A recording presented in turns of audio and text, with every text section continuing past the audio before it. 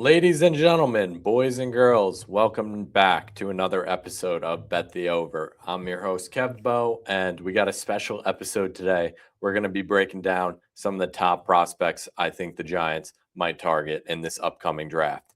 So we're a month away, and it's coming down. It's crunch time to see who the Giants or what card they're going to submit in about 1 month. So without further ado, let's just get right into it.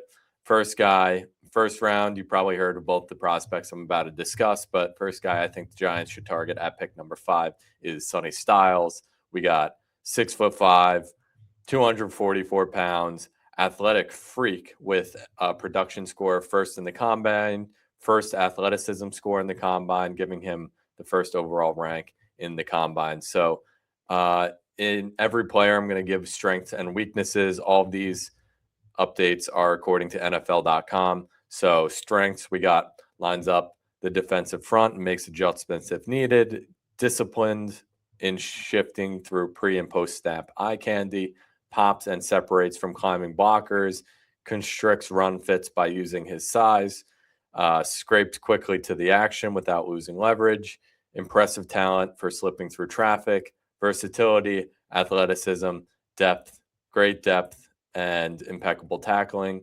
Weaknesses, his recognition of blocking schemes needs some work. He can afford to crank up the urgency and slow to reaccelerate, tight hips, inconsistent shading zone, average instincts, and physical as a blitzer. So Sonny Styles, I think, is the highest upside prospect maybe in the entire draft. You're not getting the most polished linebacker right now, but if the coaching and everyone can kind of put in the work and express, or I guess put him in a spot to succeed and put his strengths first, he can really become an outstanding athlete. His NFL draft comparison is Fred Warner. Who wouldn't want a Fred Warner on their team? I know Harbaugh definitely does. So he could be a tremendous playmaker for the Giants. I know Micah McFadden, he only signed a 1-year deal. They did sign Tremaine Edmonds, so he'll be here for a couple more years, but he could be an instant McFadden replacement if Micah McFadden ends up not playing so well. He's coming off a significant injury. Next guy on the list, we got Ohio State safety Caleb Downs. Oh, shocker here. Anyone that's heard or seen mock drafts about the Giants, these are the big two. Caleb Downs, his height is 6 foot. He's 206 pounds. His production score was first in the 2026 combine. His athleticism score was 11th. So, what you're getting with Caleb Downs, he's an agent of disruption. That's for sure. Does not hesitate to step up. Mirrors slashing runners with twitchy change of directions. Tackle magnet, disciplined in process stacking. Denies receiver leverage, explosive laterally, plays outstanding awareness, good instincts, quick finisher. His weaknesses: races off the edge, dives wildly into the backfield, downhill appetite can get him trapped, and he focuses too much on the receiver instead of the ball. So that's the description. Like I said, they're all according to NFL.com. Now with Caleb Downs, you're getting a true, like they said, ball magnet. This guy is in on every single play, or he's coming to be on the play very shortly. He blows up screens, he blows up run games, and he's just a physical safety. Is he the most athletic safety we've seen? No, but he just disrupts everything, and he's like a game changer. I know you've heard it a million times if you've been paying attention, but Kyle Hamilton, Baltimore, Harbaugh drafted him. Bring in another safety similar to that, where pretty versatile, can play in the box, can play typical safety, and just really change a game. So those are the two prospects I think the Giants should probably target in the first round. I've heard the Jeremiah Love speculation. Do I think it's the worst pick in the world? No. You have a true 3-down back, and he might be the best player in this whole draft. I just think the Giants should go one of these two players instead of the running back, because you can find a really good running back second or third round. If they do end up drafting Jeremiah Love, I won't be super upset about it. Like I said, he's a monster, but I just think these two are more important to the team. So next guy, next round, we got the second round now. I think the interior offensive line is definitely of need. First guy I have is Chase Besantis. Also, moving forward, these were guys, according to the PFF mock draft simulator, that were still there. They probably won't be there at pick 2, or they might not be round 2. So this is just according to that. But anyway, Chase Besantis, 6'5", 315 guard. Overall, his strengths are he has great balance and core strength, settles feet, strikes with inside hands, able to gather, adjust, and land against moving targets, initial quickness. He pairs technique with churning feet, keeps feet active, so his feet are always moving, uses downward chop to wipe out long arm push, displays ability to redirect edge rushers, and can bounce and drop a shallow anchor. His weaknesses, his footwork can become sloppy in pass protection. He's got shorter arms, so he might struggle with longer arm defenders. Will give way to spin counters. Better knee bend would improve his blocking, and there's a couple other things. But overall, I think he's definitely the most polished guard in this class. I think you're getting an instant day one starter. His upside might not be as good as the next guy, who I will get into, but you're getting an instant plug and play. Right now, the Giants don't have a right guard. I mean, I'm sure they have someone, but it's not someone of note. They even have John Runyon, so he's not the youngest guy on the team. He could even maybe move to left guard if they end up signing a right guard, or vice versa. But I think Runyon will be back for 1 year, and they definitely need a right guard. They will leave this draft with a right guard. It's just a matter of when. So I think Besantis would be a great pick in this round.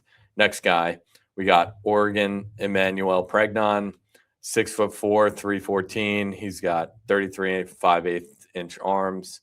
I think Besantis has shorter arms, so like I said, he might be more polished, but this guy has a bit more upside.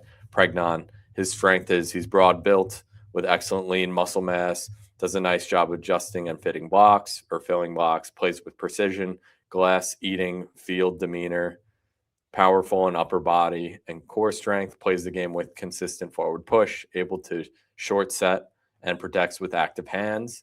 His weakness is he lacks ideal initial quickness, needs better attention to secure his block, hand quickness, below average change of direction, occasional overstride, and pushes instead of punching. So overall, I think Pregnon is the higher upside guy as opposed to Besantis. If you could get him to his full potential, he could be a better right guard in the long run. But I kind of am more favorable of Besantis just because the Giants need someone out there. If Pregnon ends up struggling his first year, there's going to have a big hole at right guard on the Giants' offensive line. Whereas Besantis, he might not be this crazy prospect. His pass pro needs some work, but he's a great run blocker. And Pregnon's kind of just good at both.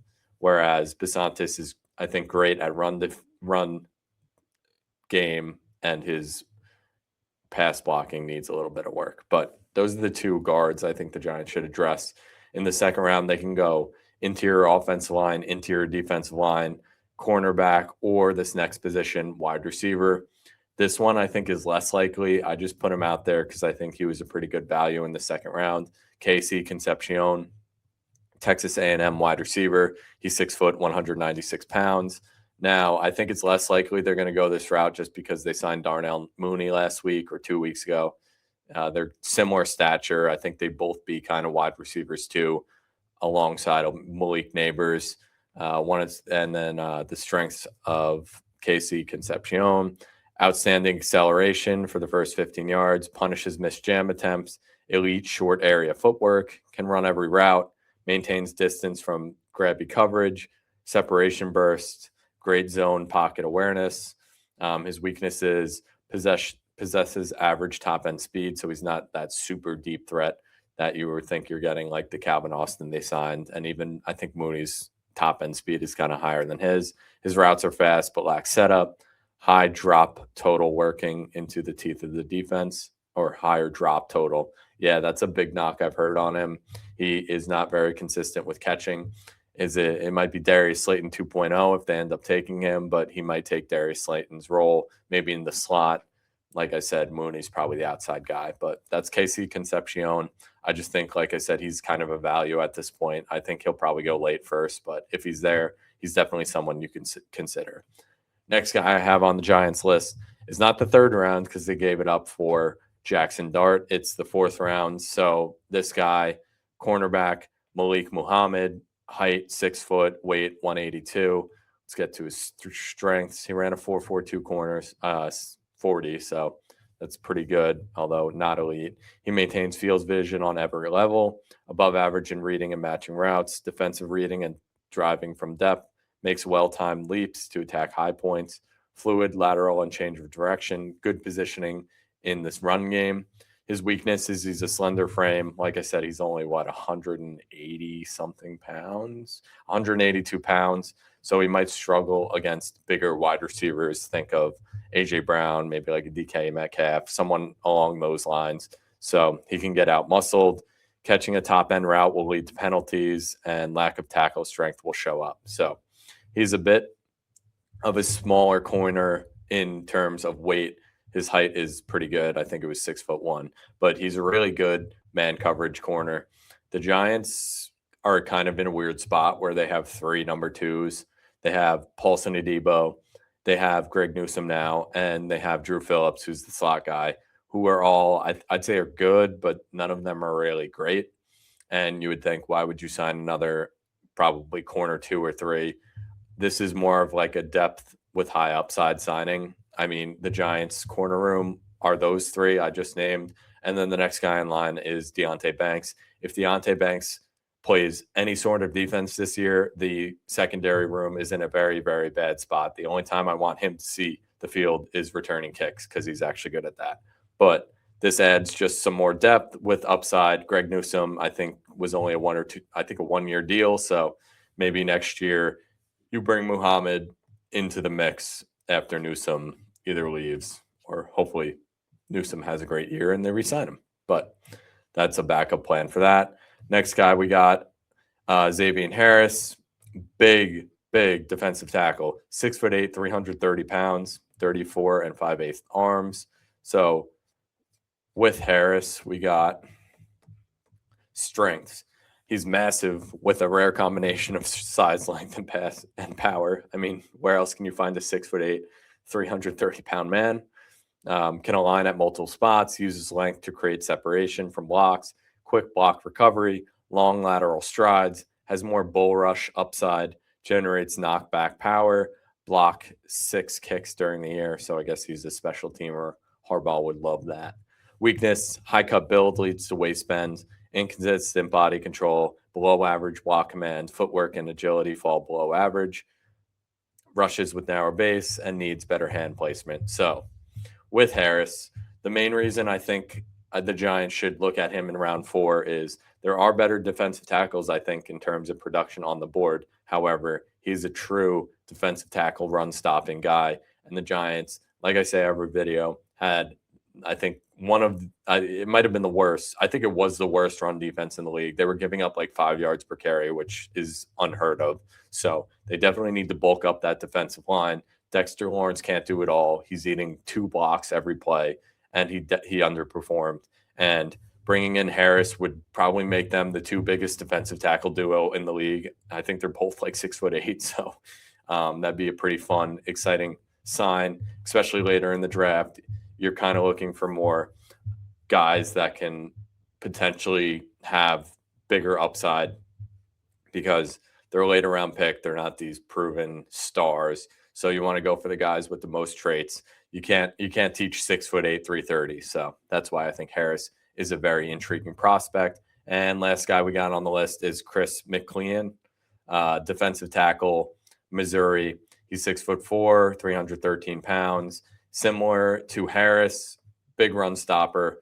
The Giants desperately need that. He has some big hands and biggest hands in the draft class. I guess that's a strength. Control the line of scrimmage against Texas ASM at his best when he punches and plays quickly off the block. Good reactive quickness, prize open edge rushers, powers through the block, nimble to finish the sack once he's inside the pocket. Weakness, he's inconsistent in punching, fails to reset hands, lacks knee bend, allows blockers to sustain below average get off and tall pad level. So overall, I just think in this round they need to go defensive line. I know I had a corner here, but they definitely need to beef up that interior. Darius Alexander did have a pretty good year last year, but he's more of a pass rushing defensive tackle. They need a true guy that can stop the run. They need a lot of help in that department. Like I said, 5 yards a carry is not good enough. And I know Harbaugh definitely is going to make that a big priority in the offseason of stopping the run. Because if you can't stop the run, you can't even stop the pass. If they can just rip off 5 yards a pop, they run it twice, they'll get a first down. So it's definitely an area of very importance. So that's my list today. As I said, we're probably going to do more draft stuff on this channel coming up because it's the biggest news of the offseason. Giants did sign a couple players yesterday, more depth guys, so I'm not really going to get into that. So look forward to a couple more mock drafts coming up. Let me know down below where you think the Giants should go at pick 5, the second round, the 4th round, if you think they should prioritize defensive line, interior offensive line, wide receiver, corner, or maybe they should go a different route. So comment down below what you think how you think my list is. And remember, bet the over, like, comment, and subscribe. Thanks.